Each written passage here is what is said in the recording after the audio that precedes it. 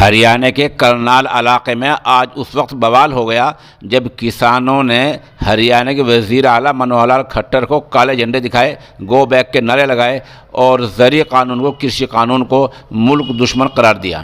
بتا دیں کہ ہریانہ کے ضلع کرنال کے گاؤں کیملا، وہاں بی جے پی کی طرف سے ایک مہا پنچایت بلائی گئی تھی، کسانوں کی مہا پنچایت بلائی گئی تھی جس کو وزیر اعلیٰ خطاب کرنے آئے تھے۔ وزیر اعلیٰ کسانوں کو نئے زرعی قوانین کے فائدے بتانے آئے تھے۔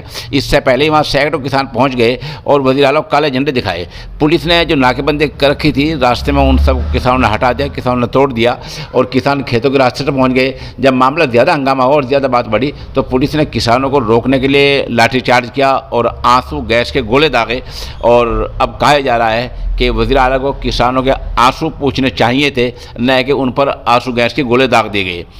بتا دیں کہ آج 10 جنوری ہے اور کسانوں کے احتجاج کو 46واں دن ہے، اور ہریانہ کے کرنال علاقے میں کچھ دیر پہلے ہنگامہ ہوا ہے جہاں وزیر اعلیٰ منوہر لال کھٹر کو کسانوں نے کالے جھنڈے دکھائے ہیں۔